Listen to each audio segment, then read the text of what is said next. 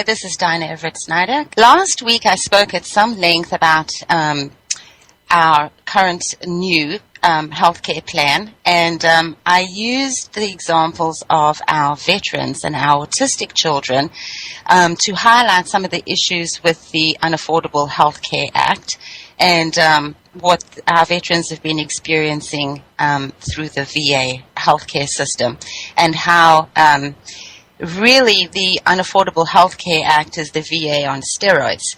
And I want to thank everyone who wrote in. I actually had enough time last week to give out my emails, and I got multiple contacts from people. I got contacted by some veterans, some parents of autistic children, and a couple of people who were asking about some comments that I'd made regarding supplements. So I am working my way through those emails. If you haven't yet received a reply, hang tight, I'm working on it.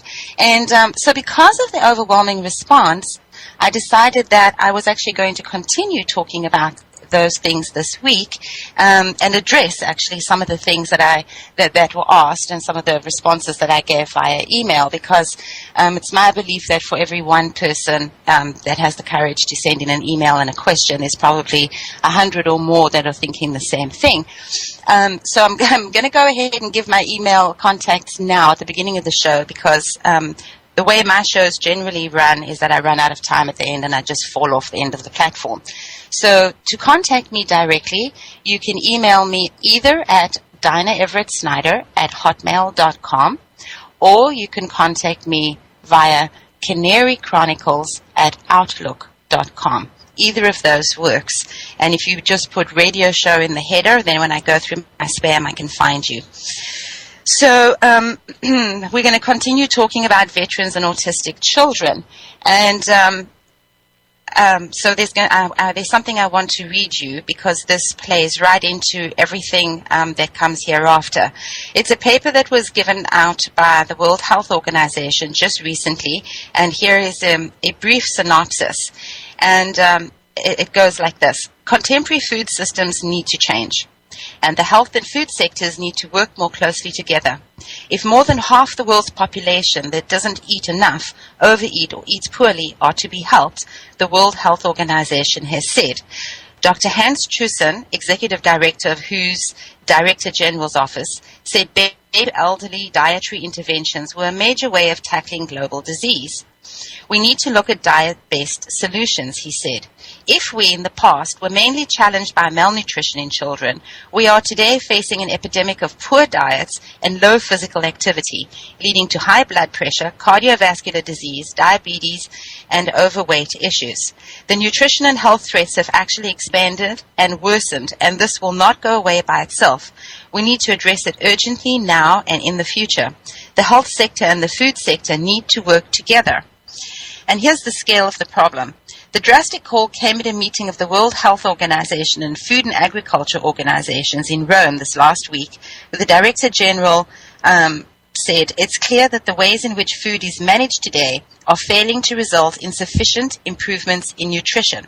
The most shocking fact is that over 840 million people still suffer from hunger today, despite the fact that the world already produces enough food for all and wastes 1/3 of it. So, it's important for me to have read that, because most people complain that, and of course our media is full of this, that there's too many people in the world and there's not enough food. And it's one of the primary ways in which companies like Monsanto have been able to ramrod genetically modified foods through legislative process and into a field near you, and then into a grocery store, contaminating all of our food chain. Is based on this premise that, oh my God, there just is not enough food to feed everybody and there's too many people. And it's patently not true. So this goes on to elucidate that, and you're welcome to go to the World Health Organization website and look at this expanded paper, which I'm not going to read here. In addition to the hundreds of millions that go hungry every day, another 2 billion suffer micronutrient deficiencies. And if you understand anything about the health crises that particularly first world countries have today, I would say that it's far more than 2 billion, because we're used to seeing the evidence of starvation in those sad pictures of children from Africa where they are absolutely skeletal and clearly could do with more food. But the flip side of that is malnutrition in first world countries, which is evidenced by obesity. So every time you see a really, really large person, which is a third of the U.S. population is grossly overweight, a third is chronically overweight, and in the third of that equation, we have those that are underweight, normal weight, and just a little chunky. That's really frightening numbers. Another 7 million children die before their 5th birthday every year. 162 million children under 5 are stunted, while at the same time, 500 million people are obese. It's far more than 500 million, I assure you. The total amount of food produced but not consumed would be enough to feed an additional 2 billion people. The truth of the matter is that today consumers are not receiving the right signals from current policies about how to eat healthily. That is what we need to address. So the World Health Organization also has a comment page, and I urge people to go there and comment and make complaints about the FDA and the revolving door between our food agriculture people and our genetically modified organisms people and our government, because it's an endemic problem. So I'll get to some issues about food later in the show. Right now, there's something else that I want to read you, and this is about our children. There's a silent tragedy taking place. It's mostly in the USA, as countless millions of children of all ages are being erroneously administered doses of amphetamine class drugs multiple times each day. These drugs are otherwise illegal, Schedule II, in the same highly addictive groups as cocaine, morphine, and opium, banned in most of the world. So why are innocent children being medically abused this way? In any classroom in America today, there's likely to be 1, 2, 3, or 4 children who do not behave like normal happy boys and girls. Instead, they walk around with blank, zombie-like stares. They're unwilling to interact meaningfully with their friends and others. These children represent among the worst failures of parents, schools, and society towards our younger generation, the very future of hope of humanity. In the U.S. alone, there are over 10 million children being given psychiatric drugs. 1 million of these kids are under 5 years of age. Some are being given these drugs before their first birthday, and some are even as young as 1 month old. And this is according to the U.S. Department of Health and Human Services, by the way. In decades gone by, children with above average intelligence and or abilities were spotted at an early age and given the opportunity to reach their full potential. Not so these days. Such children today, keen to be challenged to their gifted potential, are often at the request or demand of schools sent to psychiatrists, behavioral specialists, and put on prescription meds by these people because their parents are confused, inattentive, intolerant, or frankly exhausted and uneducated. These kids are given labels such as attention deficit disorder, bipolar disorder, attention deficit, hyperactivity disorder, social anxiety disorder, and others. This is just to justify the powerful amphetamine class drugs, which is dumbing children down to compliance with the lowest common denominator of peers at school. Because all parents today work extremely hard, things are very stressful, the economy is dismal, our future looks uncertain, the news media is full of scary stories, everybody's spying on everybody. Parents don't want to come home and have children who are asking questions. They don't want to deal with emails from teachers complaining that kids were disruptive in class or fiddling in class or asking too many questions in class. So is the answer really to medicate these kids? Here's some scary statistics. That 1 in 55 boys is considered today to be on the autism spectrum, and 1 in 80 girls is diagnosed with autism. Our school education department says that 1 in 5 children has a learning disability. 1 in 5. Yet our classrooms are filled with 30, 40, and 50 children. There's 1 school psychologist for 3, 4, 5 schools to evaluate behaviors and roll out these approved and inept IEPs, otherwise known as individual education plans, which segregate these kids. They come with grandiose ideas and very little merit, although it does protect these children to some degree. Did you know that the average kid in school has no rights at school? Parents are under this assumption that when they drop their kids off at school in the morning, schools take on the responsibility of parent, and as such want to create a safe environment, conducive to learning, and all these other frilly sounding words that you read when you look at paperwork to do with schools, and none of it is true. Absolutely none of it. If you want your child to have any kind of protection at school, you best go to the school and request a hearing or a meeting to discuss an IEP, an individual education plan. Because unless your child has an active IEP, they are cannon fodder. They are cattle on the school premises, and nobody cares about them. And if you think I'm joking, think again. We recently had a thing with transgender kids. Even in kindergarten, children are being encouraged to identify with one sex or another, and often the opposite sex. And while I'm not willing to comment on that as a paradigm, what is disconcerting is that at any time, any of these kids can choose to use the bathrooms of the opposite sex, because this is their right. But what about the rights of others?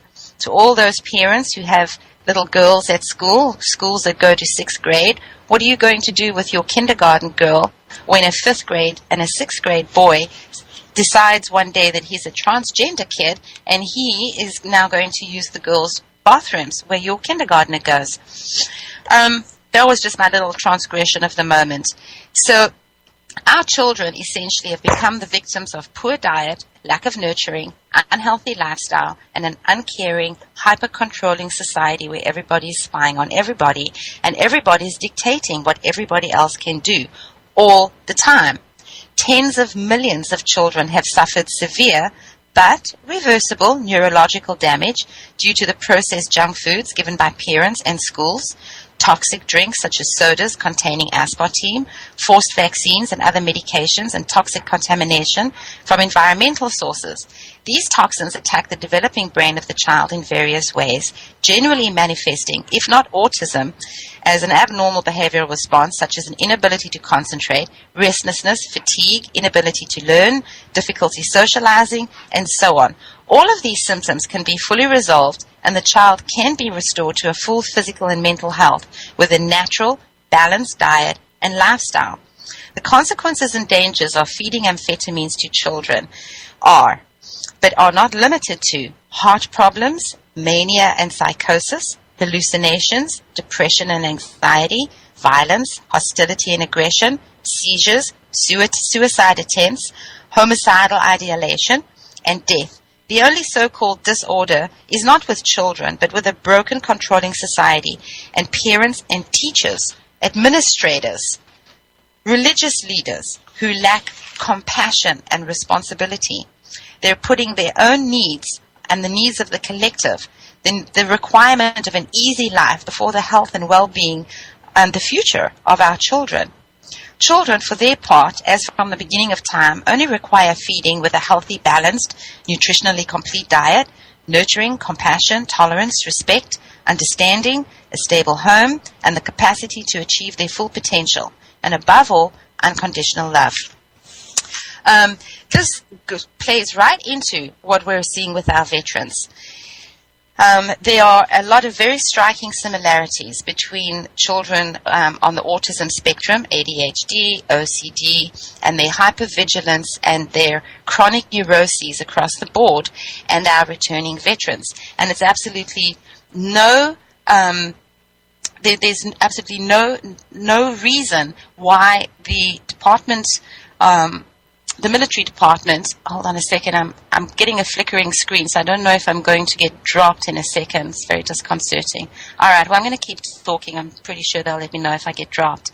The Department of Defense has come out and announced that they have seen an absolute surge in their clinical evaluations amongst their active duty soldiers and veterans of autism spectrum things like hyperactivity, hypervigilance, and all of these things. And these are not previously undiagnosed symptoms. These are as a result of everything that has been done to them in the military and their experiences. I'm going to read you some statistics. Nearly 1 in 7 homeless adults are veterans as of December 2011. There are more than 67,000 homeless veterans that were counted on a given January night in America last year. More than 4 in 10 homeless veterans was found unsheltered. Almost half of homeless veterans were African American in 2008, despite the fact that only 11% of veterans overall are African American. 1.5 million veterans are at risk of homelessness due to poverty, lack of support networks, and dismal living conditions. 30.2% of veterans aged 18 to 24 were unemployed, according to the unpublished 2011 Bureau of Labor Statistics data. Nearly 1 in 10 veterans with disabilities was not employed. And there is a document that you can go and look at. It's called, it's a report, and it's called Upholding the Promise, Supporting Veterans and Military Personnel in the Next 4 Years. And it was done by Philip Carter. He goes on, this is a very, very current paper. It was done at the end of last year. And here I'm going to read you some of the statistics that he came up with. Of veterans receiving VA services, notably in 2005, 1,013 had died of accidental drug overdose. Overdose is a greater threat to our veterans than suicide. And the overall and overdose risk is more than double that of the general population. And the average age is 29. Our 29-year-old veterans are dying in unprecedented numbers. 22 veterans a day are dying on the streets of America. We have an uncalculated number of our children that are dying as a direct result of the amphetamine drugs that they are placed on by their doctors. Unfortunately, these numbers are not being correlated, but what we are seeing is that these children have been on these drugs for years. Then they're exposed to heat on a blacktop, doing a lot of physical activity, sports, etc. And they are dropping like flies. They are dying out on the tarmac at school or during sports events. And in the coroner's report, it says that they died as a result of an enlarged heart or malformations in their organs and things to do with their brain. But if you go back and you look at all the side effects of all of these drugs that we insist on put our children on to cope with their supposed behavioral and learning disorders, you see a correlation between the risk factors and what these children really are dying from. So, back to our veterans. In 2009, military doctors wrote 3.8 million prescriptions for narcotic pain pills. That's 4 times as many as in 2001. And our amphetamine prescriptions in the military doubled between 2006 and 2009. These aren't all for veterans, by the way. These are also for active duty soldiers. A third of the soldiers on prescription meds, and nearly half of those, or 76,000, are taking powerful addictive opiate painkillers while on active duty. Our soldiers and our veterans are more at risk from the drugs given to them legally than from the risks of war. This is very, very frightening, and it's incredibly sad. So I urge you to go and look at this report. Again, it's called Upholding the Promise, Supporting Veterans and Military Personnel in the Next 4 Years. So you have to understand that the VA is the nation's largest healthcare system. It has a proposed budget of $152.7 billion, and it employs approximately 280,000 people. And this brings me to something else. There's a backlog of approximately 400,000 benefits claims in its system. And one of the ways in which they're reducing this backlog to satisfy scrutiny from Congress is not to actually process these claims, but to deny these claims right out of the starting gate because it makes their numbers look good. A very big problem, and it's getting bigger. It's not getting better. The VA is more and more insistent that their returning soldiers be placed on a plethora of pharmaceuticals that they know are dangerous. And the really sad thing is that no studies have been done that show the interactions between any of these drugs being taken simultaneously. So one can only but wonder at the minds and at the science that is allowing them to do this. And you realize that there is no science and they're not thinking, which kind of leads one down a rather radical path of questioning. You know, do they care? Well, clearly not. And we have so many veterans. We have veterans, of course, still with us from decades ago. We've got a Gulf War veterans, and we've got our ongoing veterans, and we're going to continue to have them because now Afghanistan, apparently, they're going to continue having a U.S. military presence there until, 2024 or something, which is just ludicrous. There's a fear amongst returning soldiers about getting drawn into the VA system because there is such an insidious movement within the government and within the VA, because they're a branch of the government, of course, to really target veterans. And what the veteran community is very tight. We know that. And word gets around very, very quickly that so-and-so has been on these drugs and now they're not allowed to own a weapon in their capacity as a private citizen. Yeah. And so-and-so is on these drugs and now they're having home visits to check on the welfare of their children. For no reason. I mean, there's been no abuse in the home. There's been nothing. Nothing has gone on except that they've been identified as being on specific drug formulations with a prescription from their doctor. May we add here? You know, we're not talking street drugs here. And so many veterans have been unwilling to even walk in the doors of the VA and have gone to private doctors, where in some cases they've gotten more help. But they are very leery, and part of the reason why they've become even more leery about drugs in general is because of all these unexplained deaths amongst the veteran community, where they've died of an inadvertent drug overdose in their sleep. And, you know, you can talk about this in the public sector, and it's very easy to whitewash. Well, you know, these people were sick, they were on these drugs, they died. Tisk, tisk, they were sick. It's a whole different ball game when you're talking about veterans, because 6 months, a year ago, these were people in the prime of their life, physically fit. They were not couch potatoes, and they were certified as fit for active duty, and they were overseas hefting weapons and being really physical. Now they're dead in their sleep. So you can't sweep them under the rug the way you can our general population. And our veterans do know this.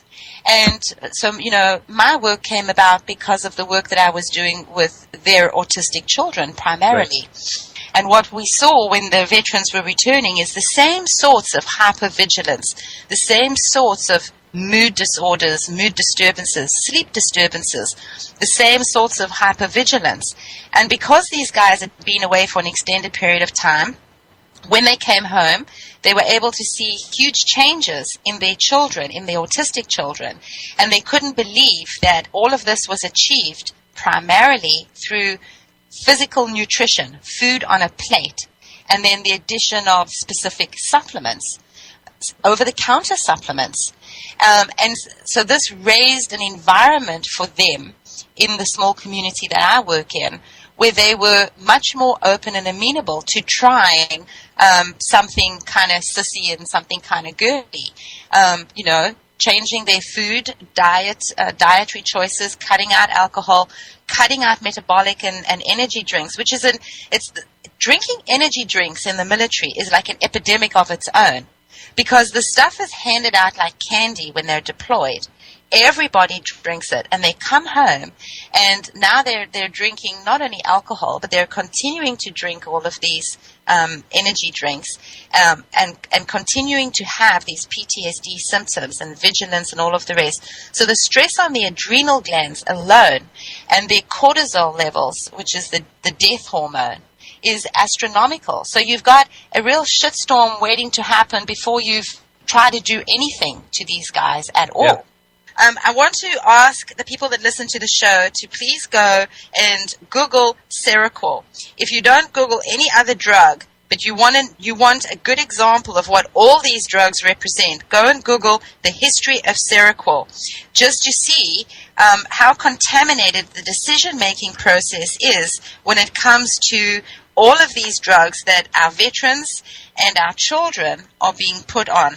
And because it really does, it will highlight everything. I'm just not even going to say anything more. So I want to talk briefly about some veteran studies that I did, which is actually how I met Charlie. And what we did is we took these veterans, we screened them very carefully, and we then what we created was we put them back into a team, because something that has never been addressed with our veterans, much like something that is not actively addressed with children at school. Although we talk about children and their cliques at school, and of course kids come home and they complain how, so-and-so was mean to them and they don't fit in with this group or that group or the other, and middle school becomes a real crisis. We change schools, and this becomes a very serious thing for children. But we never talk about this as it pertains to our veterans.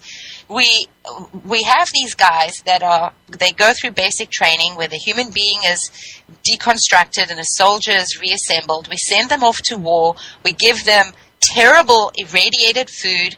We do all sorts of terrible things to them. We expect all sorts of terrible things of them. When they come back, we take away their gun, we give them their civvy clothes, we boot them out into Main Street, where everybody says, well, you're back, welcome, suck it up, and move on with your life. Keep calm, carry on.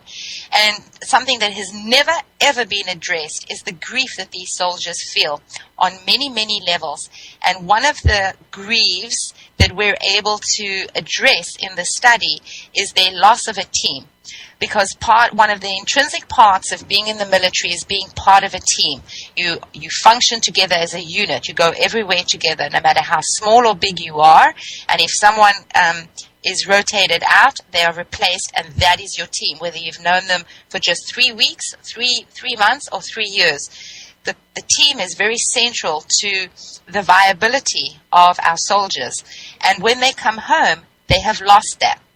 So the first thing we did in the 3 studies was put them back into a team environment. And just that alone created a sense of comfort for these guys that allowed them to move to the next phase. We took out alcohol, we took out metabolic drinks, we cut back on their meat. They weren't allowed to go to pubs because there's alcohol there. That meant that they were no longer eating nuts and all sorts of things. We asked them not to eat nuts at home either, because it's a mental trigger for alcohol. And so they had team therapy sessions, twin team where there was just 2 of them. So we had larger teams, and then we had them divided up into groups of 2, and we had individual therapy, and we had couples therapy. We put them together with their kids, because one of the biggest fallouts in veteran families is the children. Their parents are away for large periods of time, and it's very hard for both of them to connect when the men and the women come home. So there was a focus on all of these holistic family dynamics. And in addition, we put them onto supplements. And it was over-the-counter things that addressed different issues that they have. So it addressed their pH levels. It addressed their magnesium deficiencies. Overwhelmingly, we found that they had chronic magnesium deficiencies. Just as we find in autistic children, they have chronic magnesium deficiencies. They have chronic micro and macronutrient deficiencies. And they all show symptoms of B vitamin deficiencies. And there's an enormous fallout in the body when you have these sorts of critical deficiencies. The body can only function if it has magnesium. If there's a magnesium deficiency, then it destroys everything else all other things that come after the processing of magnesium in the body. So, of course, we supplemented with magnesium, ubiquinol, fish oil, coconut oil, selenium, magnesium, potassium, calcium, the B vitamins, and folic acid, chlorella, spirulina, cayenne, glutathione, melatonin, glucosamine, MSM, tyrosine, tryptophan, 5-HTP, which is serotonin, fenugreek extract, DMAE, a product that is a holistic formulation to address the adrenal fatigue, blueberry leaf extract, milk thistle, hemp seed oil, bromelain and papaya capsules, acidophilus and apple pectin, goat milk probiotic blends, vitamin C, huge amounts of vitamin C. And the study ended with a 24-hour period where they all got stoned on cannabis in a very controlled environment as a team effort to peel back the layers of their emotions. They were very safe. They've built a team over 6 or 8 or 12 weeks, depending on the size of the study. And they were able to really expose themselves in ways that were for them very unexpected. And it was a 24-hour period because veterans, soldiers are trained for endurance, and we don't recommend this for the public sector, for Main Street. This is something that was designed specifically for the military. And something that I was talking to Charlie about during the break is that, yes, these veterans were stoned for 24 hours. This is true. However, categorically for all 3 of the studies, I can say that cannabis is not a gateway drug to anything else. Quite the contrary. After 24 hours of deep and profound emotional trauma and pulling emotions and experiences up from the absolute dregs of their psyche, from deep within them, things that they'd forgotten, things that went back to far before they enlisted, things that went back to their childhood. By the time they'd experienced all of that for 24 hours and then slept for 6 or 8 hours, overwhelmingly their response was, I am never doing that again. So this whole thing about cannabis is very misdirected, and it's something that I feel very strongly about because myself, like so many people in Main Street, has been told that cannabis is a gateway drug and it's dangerous and it's addictive and it leads to all sorts of things. And I have children, so of course I'm very aware of that. If any of my kids ever came home and I heard that they had, gotten stoned, in parentheses, I would be extremely upset. However, it has its place. And the fact that the FDA and the VA has been unwilling to go with the abundance of incredible research that has been done into the different ingredients and phytophenols and THC and CBD and so on in cannabis, despite all of this research and everything that we know today. And by the way, most of the best research studies were done by our own government health departments. So the fact that these remain inaccessible to the people with the most need, to me, is criminal. I've been very conscious about letting people know that, these veterans signed up for this study and went through the screening process knowing that ultimately they were going to have to use cannabis very grudgingly. It wasn't a case of, there's a study and they're going to use cannabis, let's rush off and go and sign up. They were incredibly hesitant because one of the biggest things with the VA is random testing. And if they test you and you test positive for cannabis, you are automatically denied your benefits until you have completed an entire 21 or 28-day drug rehabilitation program, which itself is absolutely diabolical. Because this study was not licensed through the FDA. We would not ever have been able to license it through the FDA. And so for that reason, they were literally taking their future into their own hands because, of course, once they've been through a drug rehab program, then they're subject to seizure of any privately held weapons that they have, regardless of whether they have a license for them or not. So the potential fallout for them was very extreme, and they chose to take part in this study anyway because they were so fearful of what they were going through, and they knew that they really needed help. And because of what they had seen, the remarkable changes that they'd seen in their own children and in their friends' children, autistic children that had been on nutrition and supplement protocols, they were willing to sign up, despite the fact that there was cannabis involved. Well, here's a little bit of perspective.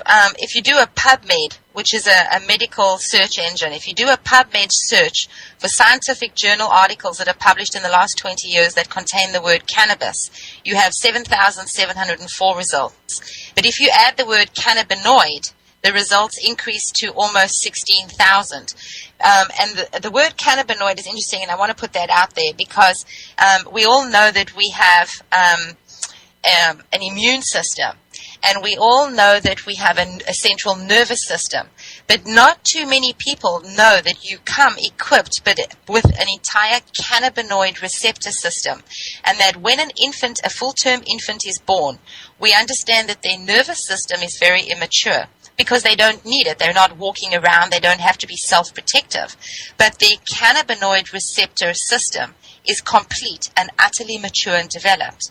And when you hook these babies up to monitors and you breastfeed them, you see the entire cannabinoid receptor pathway, which goes through the entire body, including the brain, and it lights up.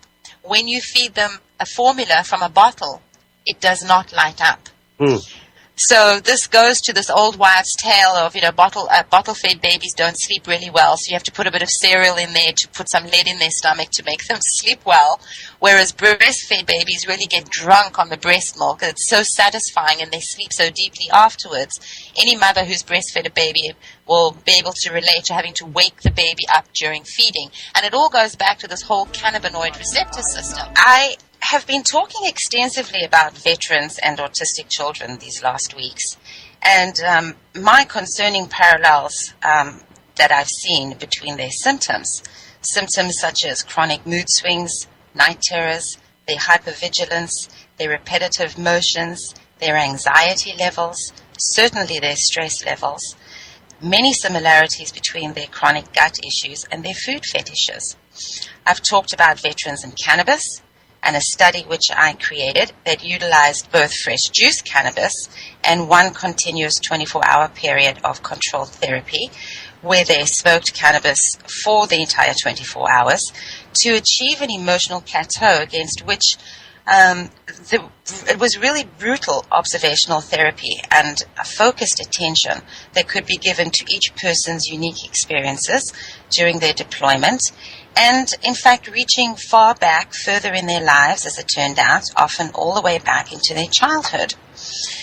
As a result of this study and the next two identical studies, I came to discover something very interesting, that when used appropriately for therapy, that cannabis is not a gateway drug, and in fact that the opposite is true. None of these veterans ever wanted to revisit the place that they had found themselves in and found within themselves, with the aid of the teams that we had constructed and the support infrastructure and the self-discovery and all of the healing that went on. It had achieved its purpose in the study, but it held absolutely no allure whatsoever for a repeat performance. So I got a few emails that asked me why I was pushing so hard for cannabis, and I actually got an email that accused me of being a stoner. So I thought that this would be a good time to say for the record. Firstly, I've actually never smoked cannabis. I've had an opportunity to taste it when it's fresh juiced. Where you just take the raw plant, the bud, the leaf, the stalk, and everything, and you juice it. And I have to tell you that it has the most god-awful taste on the planet. But I did taste it, and I did notice some interesting feelings within myself, energy levels and things like that. Of course, there may have been a placebo effect, but I assure everybody that I'm not a stoner, and that I had gone to enormous trouble to select cannabis after researching not only cannabis, but multiple other options to use in the study. And the reason why I ended up selecting cannabis for this study was in part because of its inherent lack of danger to the human body, which I'll get into further into the show today. And the benefits of the fresh juice phytophenols, as well as the dynamic relationship of the cannabinoid receptor system, which is found in the human body. So, I'll just say it here, all mammals have a cannabinoid receptor pathway system, and it's very much as finely and delicately laced throughout the body as the entire nervous system. So it was selected for all of those reasons, and as well, I selected it because previously I had been exposed to cancer patients who had been using cannabis. My introduction to cannabis in the healing paradigm was patients that came to me already using cannabis for their recurring cancers. You see, they'd already gone through the entire medical paradigm of cutting tumors out, treating with chemotherapy, treating with radiation, being told that they were in remission, suffering terribly from the side effects of not having an immune system anymore, and all of the associated side effects of having the hair grow back in or not. Many people find that, in fact, their eyebrows do not ever grow back in, and that the hair on their head will grow back not in the same way, and the hair won't have the same texture. Men seem to not have much success with the regrowth of hair after chemotherapy.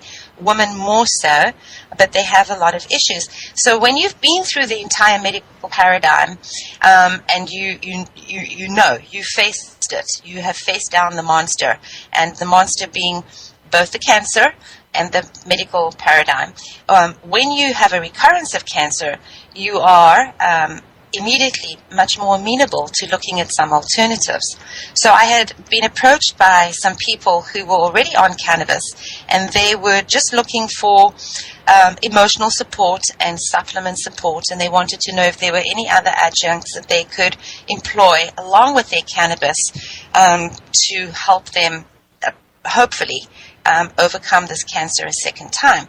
And based on what I discovered with these people, I became very open. And before, I was very closed to the idea of cannabis. I, like everybody else, had totally bought into this idea and ideology that cannabis is terrible, it's evil, it's reefer madness, and that people that smoke cannabis were lazy, homeless, good for nothings. I mean, all of these social things, that constructs that we are fed day in and day out. So it was very illuminating for me, and that's really where my pathway began, my road on this cannabis discovery. So now I'm going to read you something. I like to always read something. And it's some statistics. These are the causes of death, and it's data from a 2010 census, unless otherwise noted. All causes of death for 2010 were 2,468,435. Heart disease was 780,213. Malignant neoplasms or cancer, 574,743. Chronic lower respiratory disease deaths, 138,000. Cardiovascular disease, 129,500. Accidents, unintentional injuries, accidental deaths, 120,859. Motor vehicle accidents, there was a subset of the total accidents, was 35,332. Alzheimer's disease, 83,500. Diabetes, 69,000. Nephrosis and necrotic syndromes, 50,000. Influenza and pneumonia, 50,000. Drug-induced deaths, part 1, 40,393. Intentional self-harm or suicide, 38,000. Septicemia, this is a number that's going to blow your mind, 35,000. Chronic liver disease and cirrhosis, 32,000. Firearm injuries, 31,600. Essential hypertension and hypertensive renal disease, 26,634. Alcohol-induced deaths, 25,692. Parkinson's disease, 22,000. Pneumonia due to solids and liquids, 17,000. Homicide, 16,259. Human immunodeficiency virus, or HIV, 8,369. Viral hepatitis, 7,564. All illicit drugs combined for the year 2000, 17,000. Drug overdose total, 38,000. Pharmaceutical drug deaths, 22,000. Pharmaceutical opioid analgesic deaths, 16,651. Deaths from cannabis, 0. Absolutely 0. And now people are going to go, yes, but I read about this story somewhere. All right. So I want to tell you about synthetic cannabinoids. These are substances that are designed to affect the body in a manner that's similar to marijuana, but it's not derived from the marijuana plant.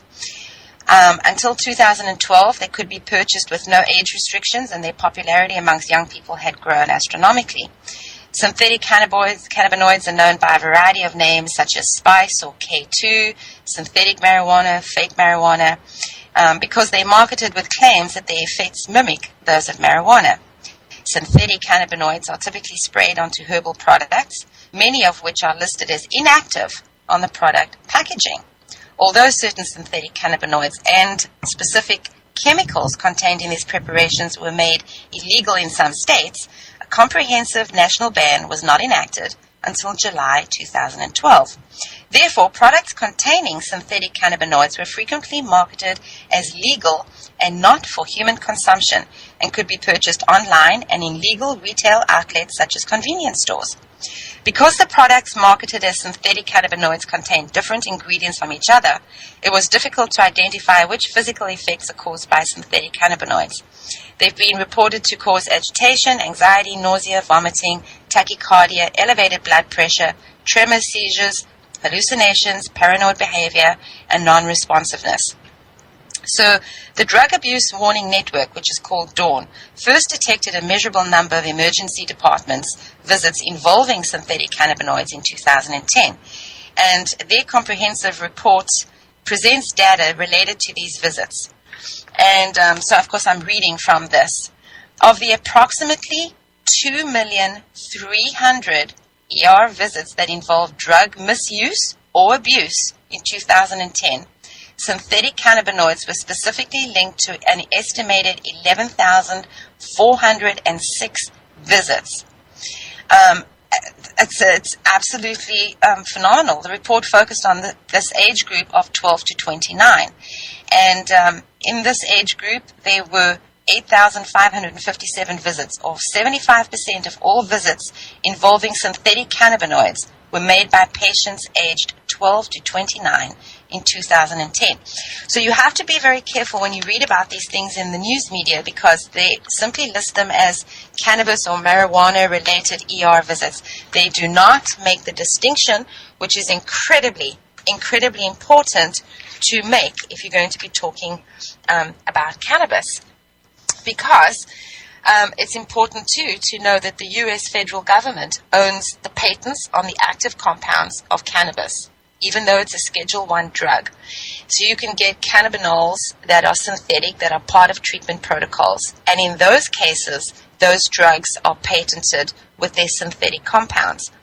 In drugs that have active constituents of the actual plant, it is the drug or molecule cohort that is patented, and the active cannabinoid ingredients are considered in the patenting process to be minor adjuvants, when in reality it is in fact the active constituents of the cannabis that are doing whatever the drug is being sold for as its intended purpose.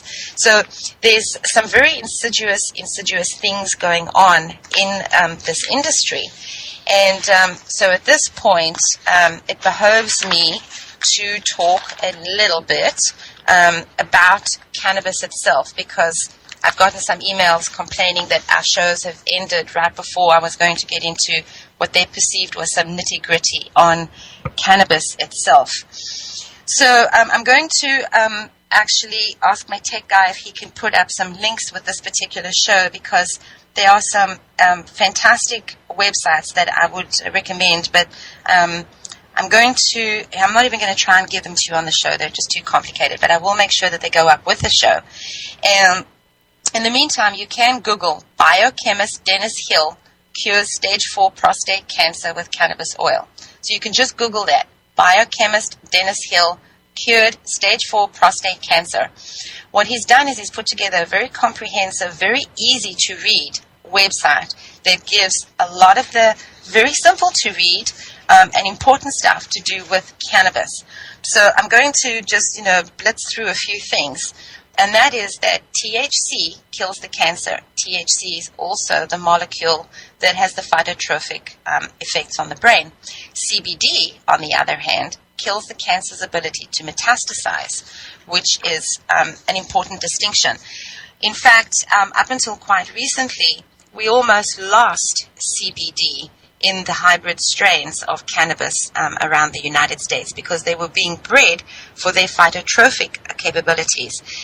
So there was a huge increase in the THC component, and the CBD was almost lost. Of course, now they're breeding it back, and you can get some cannabis that has incredibly high CBD components. So let me find this thing. I'm actually going to read something from Dennis Hill because he put it so well. And it's this. The endocannabinoid system started revealing itself to researchers in the 1940s, and by the late 60s, the basic structure and functionality had been laid out. Today, we know that the endocannabinoid system is a comprehensive system of biochemical modulators that maintain homeostasis in all body systems, including the central and peripheral nervous system, all organ systems, somatic tissues, and all metabolic biochemical systems, including the immune system. So if you understand that if you look at a body, if you could look inside the body, you could see the highway, the interconnected highway of your immune system and your cannabinoid receptor system and your nervous system. And they are all overlaid upon each other.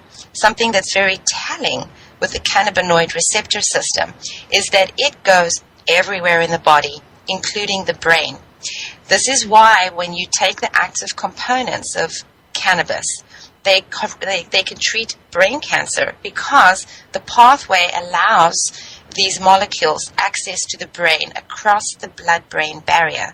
And our blood-brain barrier is there to keep our brain separate from our immune system, so that whatever's going on with the body is not always less likely to affect the brain. There are some criteria that when they're in place, of course, disease crosses the blood-brain barrier, and cancer can be one of those.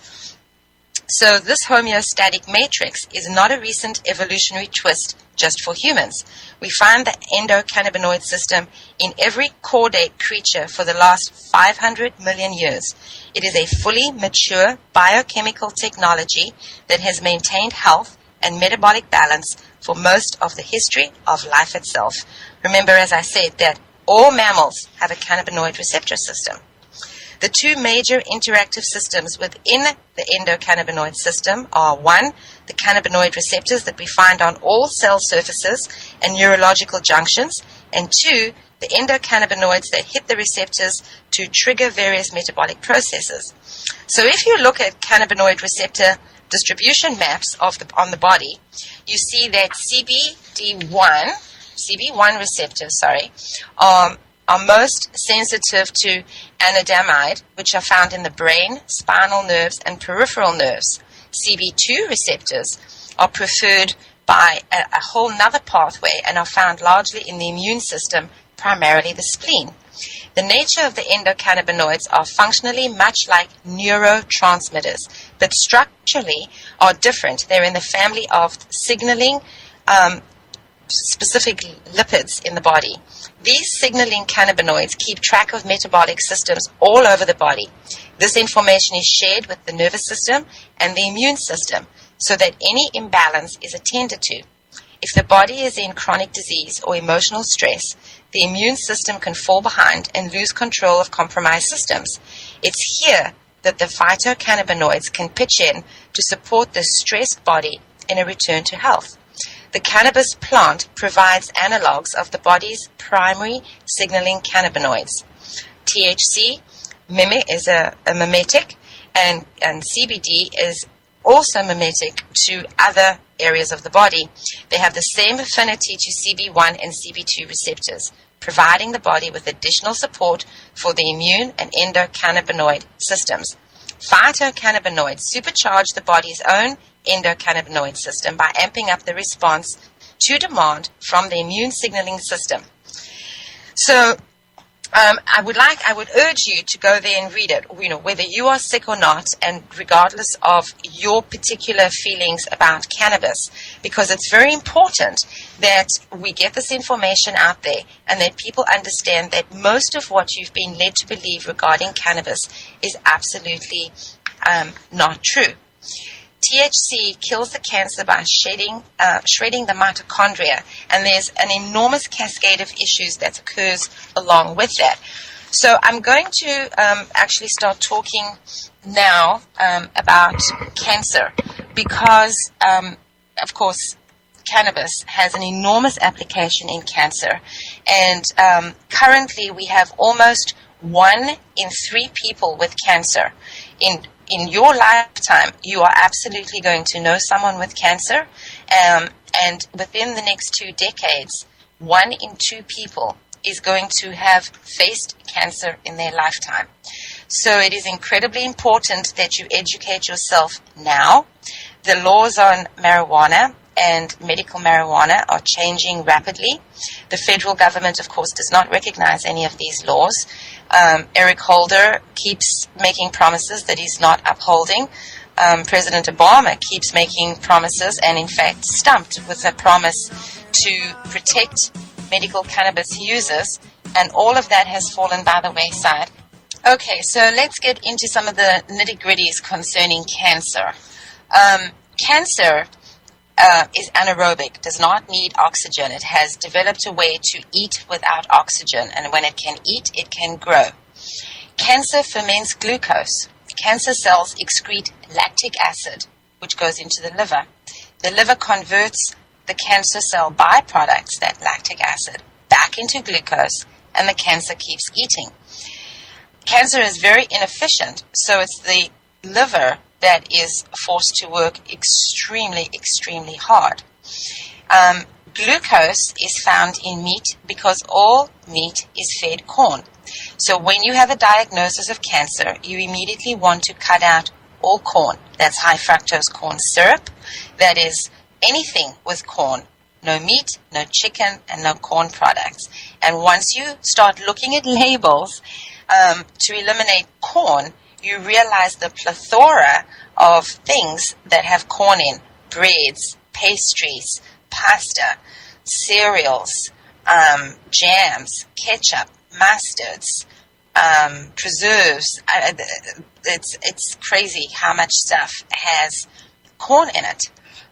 Because it's cheap and available and it's genetically engineered, and you absolutely want to stay away from it. So that's the first thing and the best thing that you can do. You want to both prevent cancer,